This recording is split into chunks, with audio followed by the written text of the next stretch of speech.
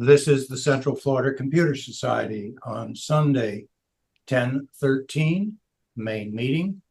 I wanted to show you our new webpage as we kick this meeting off. It's the new landing page for the Computer Society. We call it a landing page because it's keeping track of the various different activities that we do, and we're not otherwise updating it. However, we do note the passing of our good friend and longtime president of our society, Stan Wallner, and there is a link to a YouTube video of photos from our members' archives that we put together in firsthand to recognize his activities. So we are now a social club, and we are using a Discord BBS for interaction with the club. If you'd like to come join us and see what it's all about, and you don't have a Discord account, you can go to Discord, set up an account, come back to this web page, click on this invitation link, and join the group. It's basically an old-fashioned BBS brought up into modern days. If for some reason this doesn't work for you, I've got an email address down at the bottom of the page. Send me an email and let me know, and I'll update this. I have to update the address periodically for security. All of our virtual meetings, including the WinSig that was just done, and the meeting of the recording of this meeting, are posted on YouTube. We've just held our special interest group, the WinSig, jointly with Sarasota Technology User Group. And if you're just coming to this meeting and are not a member of the WinSig and would like to have access and invitations, go to huey.net, scroll down the page, you'll find a form and you can apply to get on his email list. We are now doing the main meeting. Fourth Tuesday of every month at 7 p.m. we do a special interest group. And if you would like to get on the list of invitations for the special interest group, we maintain a Google group, which sends out emails and notifications. And you can send me an email at this address and we will add you to that group. Sorry, I can't help with email. And if I hadn't said it, I am Mike Ungerman. I am the chairman of the committee that will more or less guide the Central Florida Computer Society as a social club. And we are fortunate today to have a speaker, Bob Gostischa. And Bob, you just there you go. And we are going to talk about cybersecurity and the fact that October is Cybersecurity Month. So Bob, if you're ready, take it away. All righty. Should I spotlight you, or I think not necessary? No. Okay. All right.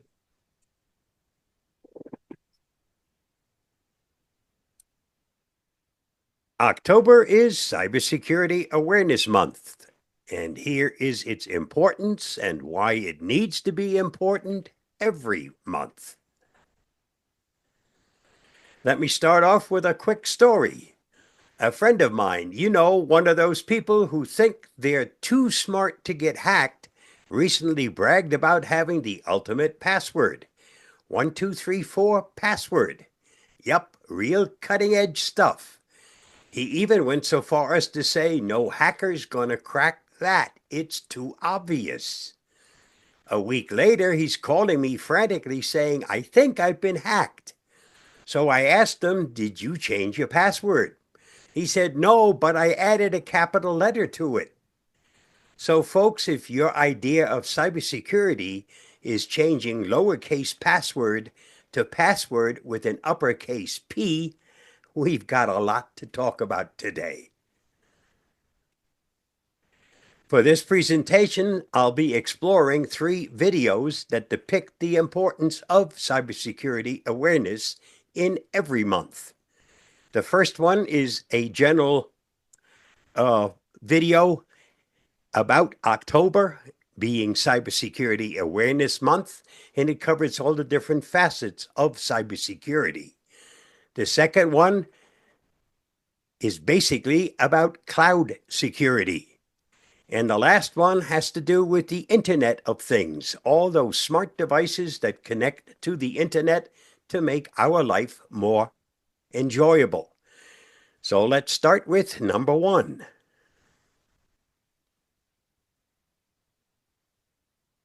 October is Cybersecurity Awareness Month. It's an annual reminder to stay safe in the digital jungle. Greetings, cyber explorers. Welcome to October, the spookiest month of the year, and not just because of Halloween. It's Cybersecurity Awareness Month, a time to remind ourselves that the internet, while amazing, can sometimes be like wandering through a digital jungle. There are dangers lurking around every virtual corner, but fear not. With a bit of knowledge and the right tools, we can swing through this jungle like pros. Let's dive into the cyber underbrush and uncover how to stay safe and sound online. The dangers to watch out for. Before we arm ourselves with cyber machetes and anti-malware shields, let's identify the creatures of the cyber underworld. Phishing attacks. These crafty crooks send emails or messages that look legit but are designed to steal your information. They might masquerade as your bank, a favorite store, or even your grandma, though grandma's spelling is usually better. Phishing can come in the form of emails, text messages, or even phone calls, and often involve urgent or threatening language to trick you into providing personal information. Malware, malicious software that includes viruses, worms, and Trojans. It's like inviting a termite colony into your wooden cabin. Yikes! Malware can damage your files, steal your data, or even allow attackers to take control of your device. Common signs of malware include slow performance, frequent crashes, and unexpected pop-ups. Ransomware. Imagine a cyber pirate hijacking your ship and demanding treasure for its return. Pay up or walk the digital plank. Ransomware encrypts your files, making them inaccessible until you pay a ransom to the attackers. Even then, there's no guarantee they'll restore your data. Spyware. This sneaky software spies on your activities, gathering intel without your consent.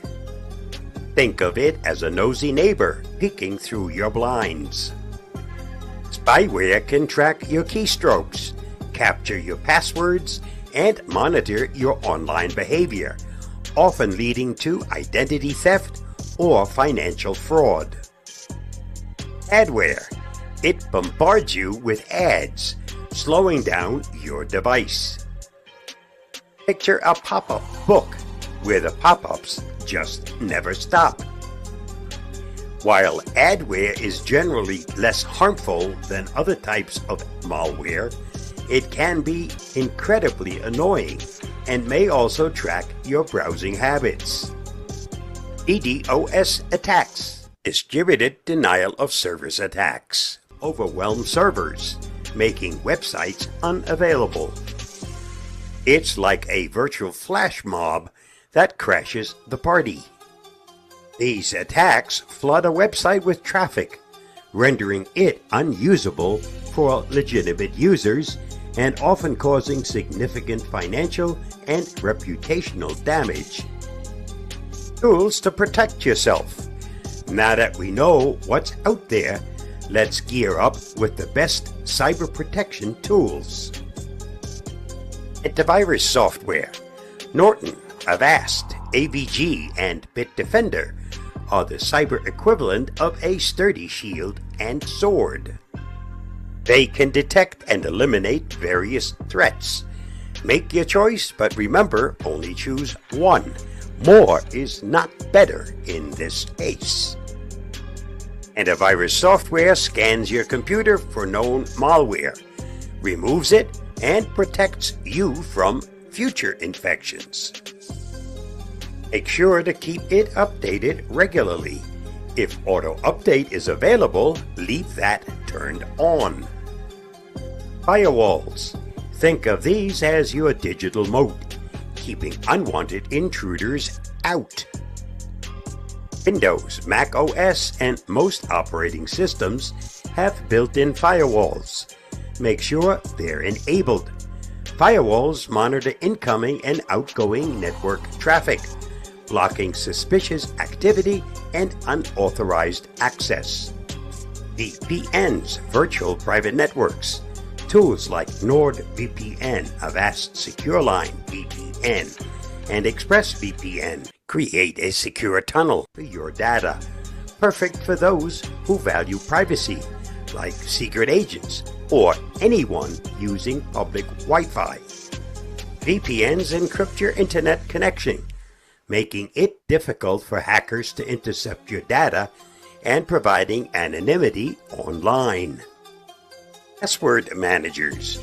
Tools like Bitwarden, Dashlane, and 1Password help you create and store complex passwords because password 123 just doesn't cut it anymore. Password managers generate strong, unique passwords for each of your accounts and store them securely, so you only need to remember one master password. Passkeys. Passkeys, a new form of passwordless authentication.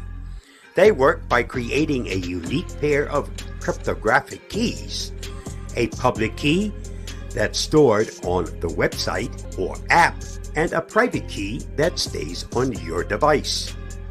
When you want to log in, your device confirms your identity, often using biometric like Face ID or Touch ID, and the two keys work together to grant you access without needing to type in a password. Two-factor authentication adds an extra layer of security by requiring a second form of verification. It's like a second lock on your door. Burglars, be gone. 2FA typically involves something you know, a password, and something you have, a phone or security token, making it much harder for attackers to access your accounts. Best practices to follow. Now, let's talk strategy.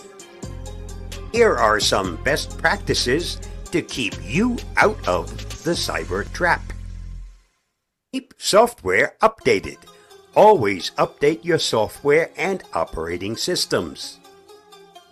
Those updates often patch security vulnerabilities.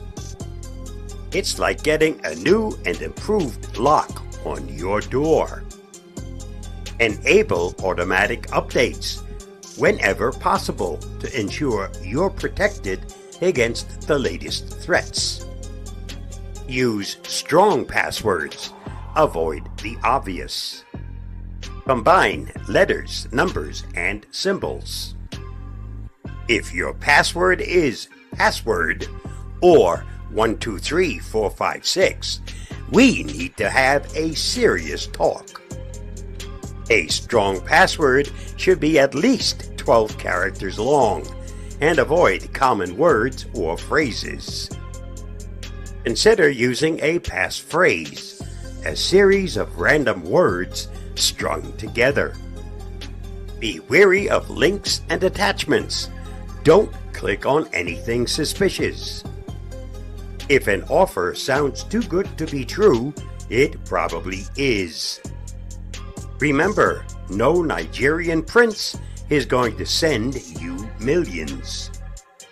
Verify the sender's email address and look for telltale signs of phishing, such as poor grammar or unusual requests. Back up your data. Regularly back up your important data. If ransomware strikes, you'll be able to restore your system without paying the cyber pirates. Use both local backups, like an external hard drive, and cloud backups for redundancy. Schedule backups to occur automatically so you don't forget. Educate yourself and others. Knowledge is power. Stay informed about the latest threats and share this knowledge. If you can teach Grandma to use email, you can teach her about phishing too. Follow cybersecurity blogs, attend webinars, and participate in training sessions to stay up to date. All devices, all operating systems. The digital jungle doesn't discriminate. It's out to get all of us, whether we're using Windows, Mac OS, iOS, Android, or even a smart toaster. Here's how to stay safe across all platforms. Windows. Use Windows Defender. Keep Windows Update active and be cautious with downloads. Windows Defender is a robust built-in antivirus solution that provides real-time protection. Regularly scan your system and enable advanced threat protection features. Mac OS. Enable the firewall. Use Gatekeeper to block apps from unknown developers and consider additional antivirus software. Mac OS is known for its security, but it's not immune to threats. Gatekeeper helps prevent malware by allowing only trusted apps to be installed. iOS, Android. Only download apps from official stores, App Store or Google Play. Check app permissions and update regularly. Mobile devices are prime targets for attackers. Review app permissions to ensure they're not accessing more data than necessary. Use mobile security apps for added protection. Smart devices, IoT. Change default passwords, update firmware, and consider setting up a separate network for smart devices. Many IoT devices come with weak default passwords that are easy to hack. Regularly check for firmware updates to patch vulnerabilities. Isolating smart devices on a separate network can prevent a compromised device from affecting your main network. In conclusion, Cybersecurity Awareness Month is the perfect time to take stock of your digital safety. Think of it as fall cleaning for your cyber life, but with fewer dust bunnies and more malware scans. Stay alert, use the right tools, and follow best practices to ensure your journey through the digital jungle is a safe one. Remember, the internet is a wonderful place when you know how to navigate it. Happy Cybersecurity Awareness Month, and may your digital travels be secure and scam-free. Next, we're going to cover cloud security, your data in the digital sky. In today's digital age, cloud services have become the backbone of modern businesses and personal storage solutions. The convenience, scalability, and cost-effectiveness of cloud computing are driving its widespread adoption. However, with great power comes great responsibility. Ensuring data security in the cloud is now more critical than ever. Let's dive into the world of cloud security and explore how you can protect your data in the cloud. Why cloud security matters. Before we jump into the nitty-gritty of cloud security, let's understand why it matters. Imagine storing all your valuable possessions in a vault that you don't control. While the vault is incredibly convenient, if someone breaks into it, your valuables could be at risk. The same applies to cloud storage. The cloud offers unparalleled convenience and efficiency, but it also exposes your data to potential threats. Understanding the threat landscape.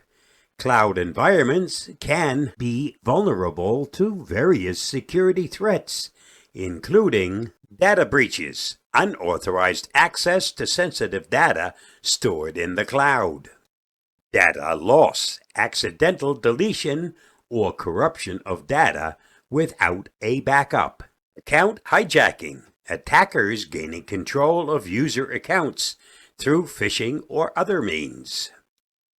Insider threats, malicious actions by employees or contractors with access to the cloud environment.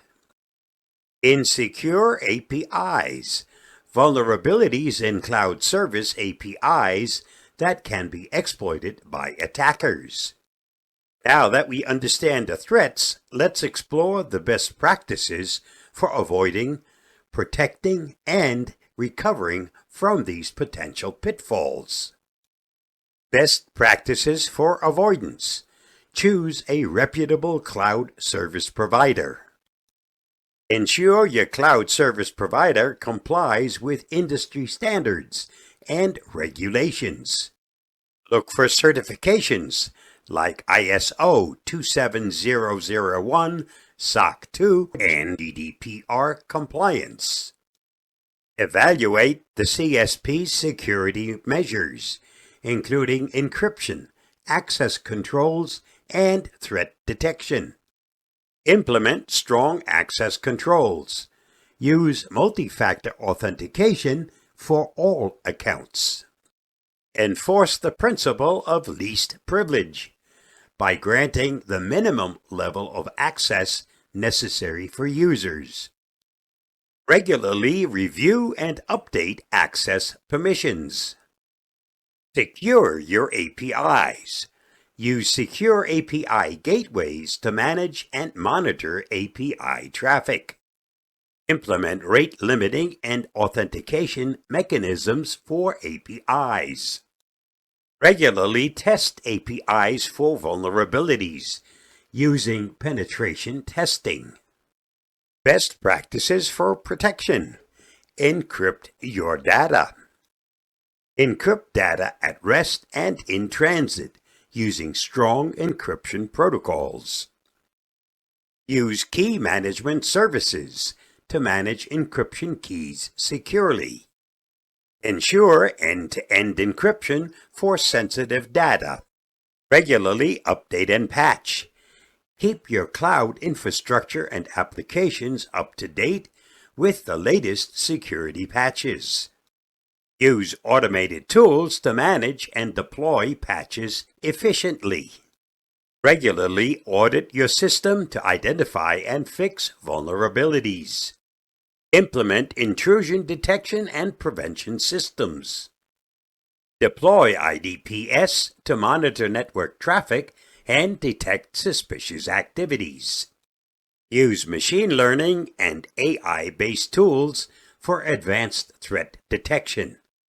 Regularly update your IDPS with the latest threat intelligence.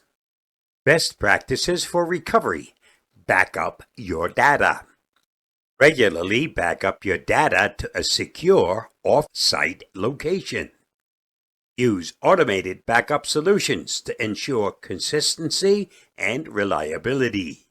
Test your backup and recovery procedures periodically to ensure they work effectively. Develop an incident response plan.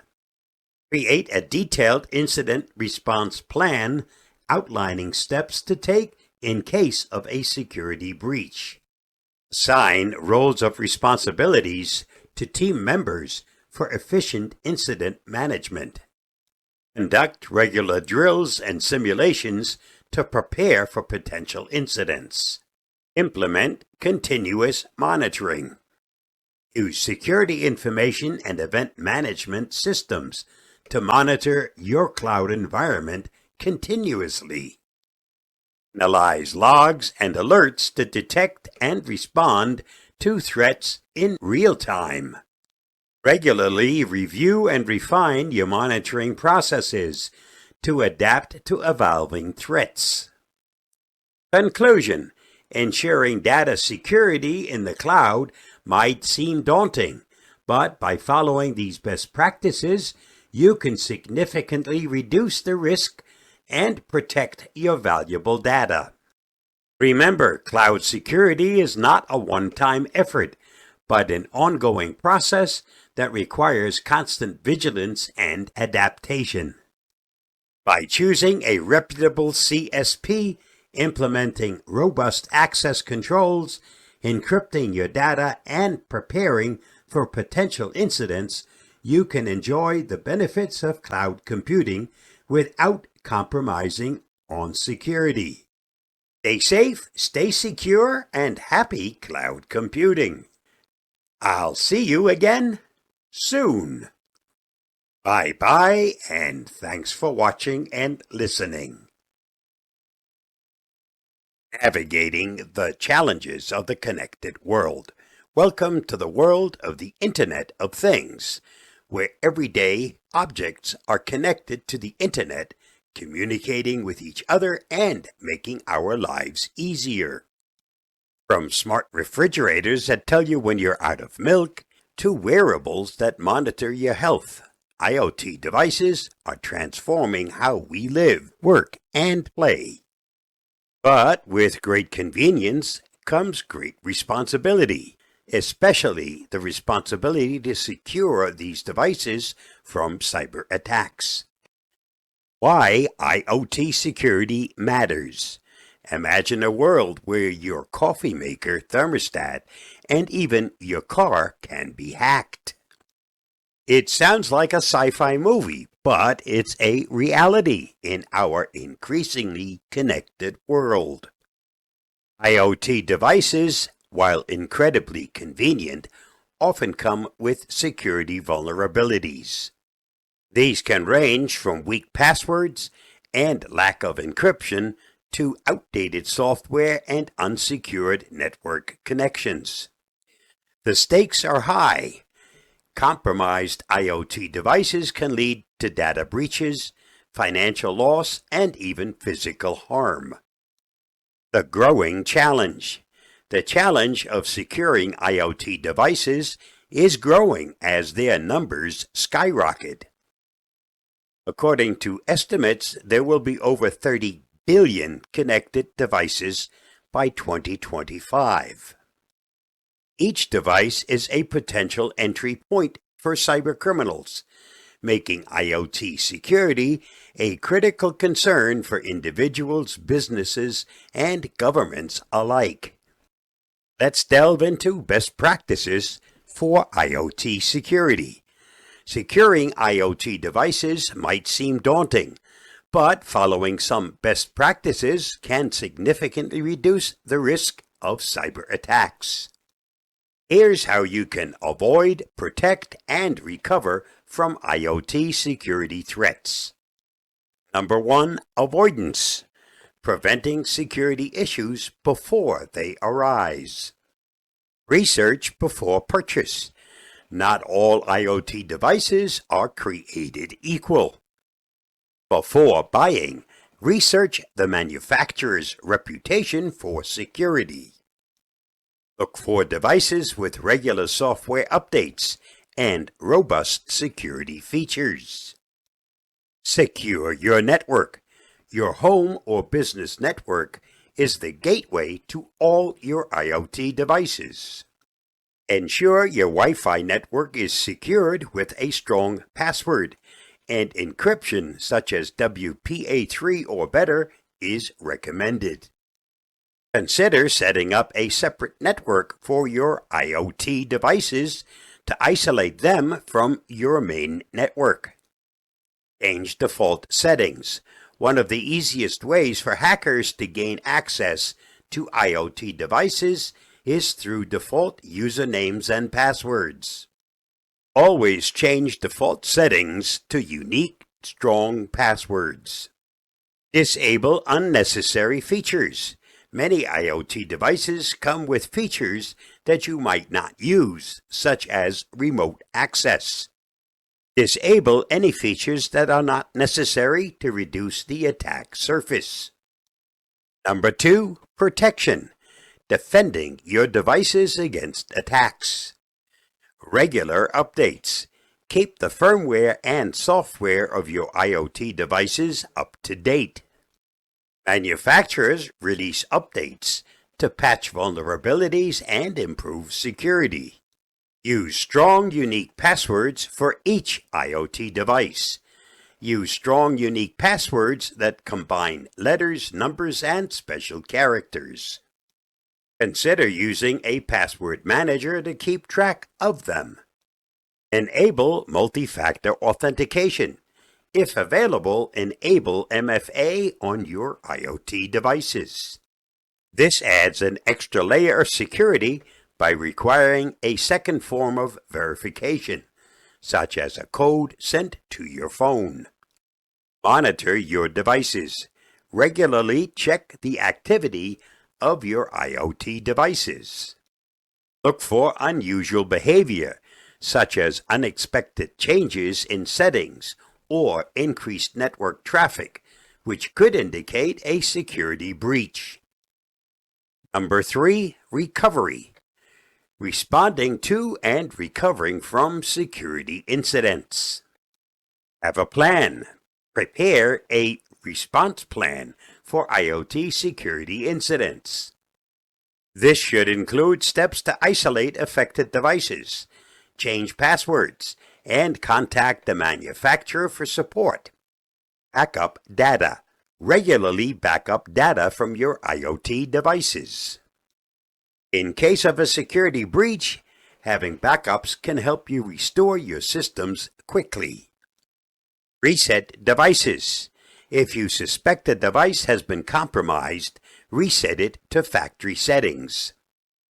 This can remove malware and other security threats. Stay informed. Keep up with the latest IoT security news and updates. Cybersecurity is a constantly evolving field, and staying informed can help you anticipate and mitigate new threats. Conclusion: the proliferation of IoT devices offers incredible convenience and innovation, but it also introduces new security challenges. By following best practices for avoidance, protection, and recovery, you can significantly reduce the risk of cyber attacks and enjoy the benefits of a connected world safely.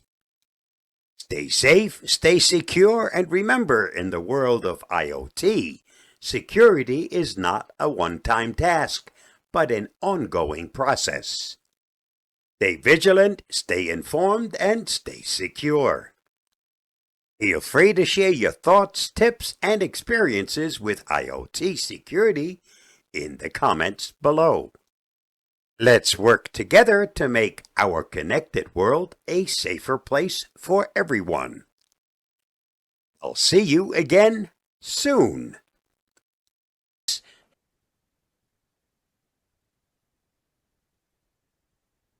At this point, I'm now happy to answer any questions you may have. Let's hope I have the answers.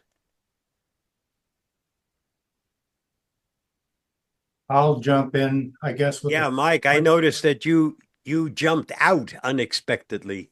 Yes. Modern computers, I guess, have an upper limit on how many tabs you can have open on how many browsers. So I had all of the previous meetings tabs open and opened another tab and boom, everything locked up. Anyway, I did get the initial recording and I picked it up where we are now. So if you'll send me the links to your videos, then I'll just insert them when I edit the video. Not a problem. Bill Morgan, question. Well, not so much a question as a comment. I put a link to Consumer Reports Planner in there. And it goes along with exactly what Bob said. And it is really an excellent resource. Consumer Reports is a independent and consumer organization, and I have subscribed to them for probably over 40 years, and highly recommend them, and highly recommend this link. Um, it's excellent, and be glad to answer any questions about it. One question I did have, Bob, which was what I guess caused me to crash. I just did a general search, how to set up a home network to separate out IoT. And the results I got back from my search included some YouTube videos and some websites. Have you actually done that process and set up a separate network at your home for IoT? Yeah, I have a guest. Actually, they're guest networks, is what they are. And I have a guest network for anybody who comes to the house and wants to use my internet. I have another guest network that I have all my devices connected to. So And really, it's, it's the yep, router. The router has it's the router, correct. Yep. and then And that isolates. If you have it on a separate network, then if something happens to one part of the network, it doesn't affect the other parts. So your main computer and whatever you do home should be on its own network, separated from guests that you have coming using your internet and from smart devices that are connected to so the internet. when it assigns an address then to your Internet of Things, like I've got a smart switch up in my attic and I've got a light on it and a few other things up there that I can remotely turn on and off, and I've got a garage door opener that reports its status and I can remotely turn it on and off. So right now it picks up its IP address on the internal regular network. And they have a process you go through with your phone and synchronize it and so on. So does your phone then have to be on the guest network as well in order to use the apps for your IoT? No, the phone doesn't have to be. The phone can be on one network as long as it's using the same frequency. You can't have one on 2.4 and the other one on 5. That won't work. Okay. But they can be separate networks. Okay. Yeah, I'll have to play with that. I had to actually turn my guest network off, so I'll have to try that. Might be interesting to know how to turn a guest network on or how to set up a guest network. Again, use YouTube as your helper. There are a plethora of videos out there from basic all the way through advanced. Yeah, that's what locked my computer up. So Yeah, you yes, did you're the right. search for it. Yep. Yes. Stephen, Yeah, how safe do you think the Google password saver is? It is very convenient. Yeah, I guess Chrome. It isn't the same as we used to all recommend. Don't ever save your passwords in your browser, but they are now just about as safe as a password manager.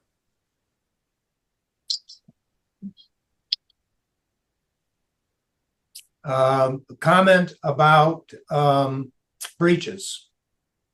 I would venture to say, let's see, we have 31 participants on this session right now. I would venture to say that unless you've been living out in the country somewhere and never worked with a social security number, every one of us here has had their social security number compromised one way, shape, form, or another. If you've ever been in the military, if you've ever had a security clearance, if you've ever worked for civil service, if you've ever gotten a government check where you had to provide your social security number, the Office of Personnel Management was hacked about 10 years ago. Literally every single record that the Office of Personnel Management had on people like that, which is again a good portion of us, was breached. And since then, there have been non-governmental kinds of hacks. 8 billion now social security numbers theoretically are for sale on the dark web. Yep. So we've posted on our Discord BBS a number of things under cybersecurity and also under security on how to protect yourself. But essentially they all boil down to where has the individual used their social security number besides, working or getting a check, and how then would somebody make use of that?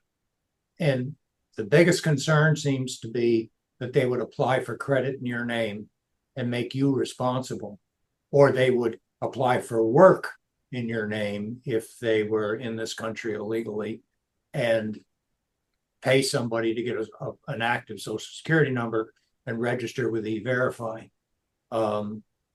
And there's a number of ways to do the various different blocks, but it boils down to putting a credit freeze at each of the credit bureaus and attempting, which I'm still doing, to get on E-Verify and freeze your social security number. What is your advice in that venue? Exactly what you just mentioned. Credit freeze is probably one of the biggest things you can do to protect yourself from identity theft, because once it's frozen, you aren't going to have somebody else get a hold of your information as far as your credit information. They won't be able to impersonate you because they won't be able to apply for credit in your name. And in this country, freezing your credit and unfreezing it is very, very simple, very easy, doesn't cost anything at all. It's totally free. And there's no reason why anyone, unless you happen to be a person who is still busy establishing credit, applying constantly for new credit, there's no reason why you shouldn't freeze your credit. And the same now goes because of all the breaches we've had with your Social Security. You can freeze your Social Security number. That means it's locked to you. You freeze it, you can unfreeze it. In that light, I would venture again to say, knowing the demographics of the folks that are here with us today, it is very likely that many of us have children, and then many of us have grandchildren, and some of us have great-grandchildren, and Great-grandchildren. great-great-grandchildren. So it's just a fact of life. When a child is born, almost immediately thereafter, parents apply for a social security number. Gifts come in, gifts to minors. We've done that with our great-grandchildren. And those numbers, even though recent and not perhaps in the last breach, could be coming up in a future breach. And so the advice for all of us as grandparents, great-grandparents, and great-great-grandparents is to pass down through our generations. The advice is, when you're in the process of doing your freezing, assist your descendants in doing the same for themselves, their children, and their children's children. Yep. Stephen, you have your hand up. Yes, I'm not sure. Maybe you talked about this and I missed it. It seems to me one of the more common breaches, frankly, is phishing. Yeah. People simply Phishing was mentioned right. in all different forms, right? Okay, I had something else going on that distracted me, but at any rate, yeah, I think that Phishing is probably right now the most used attempt to get your information. Right. Because they have gotten so much better at phishing. Yeah. That's simply impersonating themselves as a legitimate entity and you falling for whatever the scam may be. I think there was one that came out, was either Google or Microsoft, that made it look like an update, and it wasn't. I think we talked about that a month or two ago, and you know, sometimes it's hard to detect. Yep. One Stephanie, other thing, and this Okay. is just slightly off, I guess. Um, I do business with Temu, and I do like it. The only thing I would say to avoid is they offer their own credit cards. I use mine, and I have been incredibly satisfied, frankly, with the quality of the things I've received. I haven't had any problems at all, except I got a pair of glasses that arrived broken. I let them know about it. They said, don't bother sending them back. We'll send you another pair. And in fact, this is something I just got from them. Pretty, pretty friggin' amazing. This is a blood pressure monitor. You put this on your wrist, and it looks like it's quite accurate. Saves the data. $14 is what I paid for this, and I've got my annual physical coming up, and I'm going to kind of check it with the nurse when she comes in and actually does, the doctor's office thing, and I'm going to check and see if the two come up with the same result. So I don't know. There's good bargains. I'm a little leery, and yet I've had very, very good results actually dealing with. Temu is like TikTok. Yeah. we've all done business with China. Yep. And if we stay out of the political implications of that, then just say, you can't go to Home Depot, Lowe's, Walmart, Target, etc., and not buy something from China when Right. you're just doing your normal shopping. So Temu is just a more direct access to a company that does have connections as with the government over there, and of course that puts you in their database. A simple explanation is we have a law in this country that says if you import stuff from a different country, like China, and it's $800 or less than $800, Yeah. you don't have to pay any duty or anything else. Okay. So that's why you wind up with American companies not being able to compete with Temu because everything's done with the under 800. So if an American company wants to import from China, they have to pay a duty and a tariff. But directly from China, under that $800 level, there is no duty and tariff. So they can always undercut. Now, I can tell you if you make the mistake and install Temu on your smart device, they will gather everything and anything that happens on your device. Yeah. So the worst thing you can do is to install the Temu app on your phone. Yeah, I don't do that. If you order from them, order through the internet where you don't have to give anything or set up an account and use something like PayPal to pay for it where they never ever get a hold of your information. That's the only advice I can give you. I purchased from Temu when simple economics. A buck only goes so far, and when the price is one thing at Temu and it's the same product as somewhere else, I have to look out for my money first. So I think the government is pushing back on that $800 limitation, so Well, it may not last forever. These are good deals. Yeah, I think that's right. the information still winds up in a place where I really don't want my information to go. That's very true.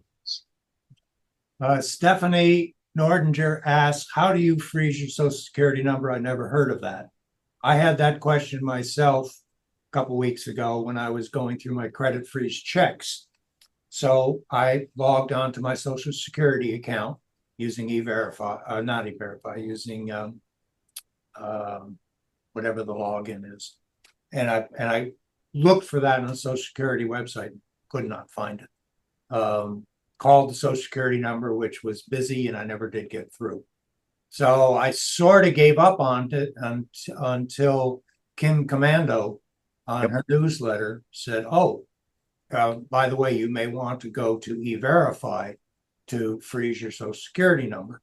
I said, E-Verify is used by employers employing migrants the proper way, that they give them authority to come across the border and authority to work, and they have to file and get, they have to get a number, or they have a number, a green card or something similar.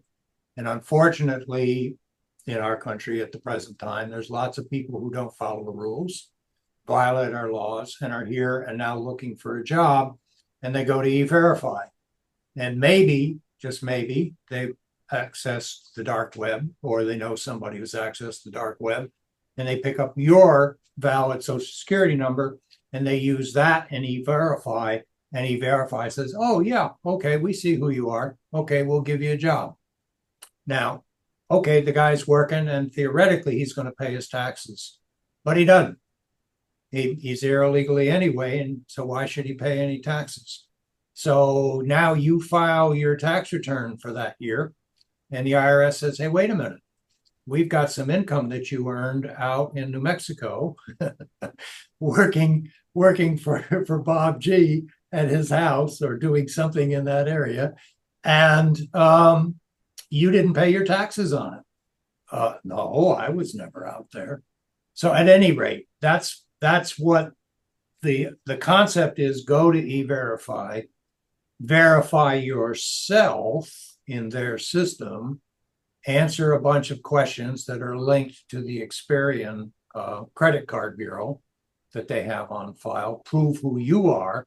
And once you've gone through that process, you can lock your Social Security number from being employed through that system. Now, the problem is, with any government agency, there's always glitches. And I've tried this process now 4 times, 3 times each separated by 72 hours.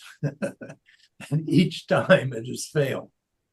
So I actually sent an email to the E-Verify help desk, and they said back, "Well, you've apparently used our system correctly, but your information in Experian is not correct." So now that raises the question, okay, I've looked at my credit report. It looks fine. Doesn't look like anybody's using my Social Security now. But maybe somewhere in this dark web selling of your Social Security number process, somebody has used it and provided additional information before I put my credit freezes in that's now on my account. And in trying to verify with E-Verify who I am, it's failing. So I have a job next week, get a hold of Experian and talk to somebody there, if I can actually talk to a person, and try to see if I can get that straightened out. And I know several other people here locally in CFCS have been trying to do the same thing and have been having similar problems.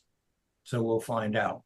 But it's not a freeze completely of your Social Security number. It's only in the E-Verify system for somebody trying to get work using your Social Security number. And given the number of people that are out there and the number of breaches that there were for it, it's entirely possible that that could happen. So something to consider trying. In essence, at E-Verify locks that number to you. Somebody Right. else can't come back and say, "Oh no, I'm that person." No, we already verified a person, Yep. and we can't verify a second person. Yep. Any other questions for Bob? Okay, Bob, we thank you very much for giving this presentation. Thank you much for having me. And Excellent job. yes. Thanks. Any other general questions for CFCS or the folks that are here? Okay, I guess I'll see many of you tomorrow on Tech for Senior. we will indeed. Yep. I guess Huey won't be making it again. No, he won't be. But I know you'll fill in for him. Okay, thank you very much. Yes, Bob, if you'll send me a link to those 3 videos, I'd appreciate it. Will do. And I will stop recording and we will get this out to everybody that couldn't make it today. And we'll see you all at our next meeting. Good Bye-bye. job, Mike.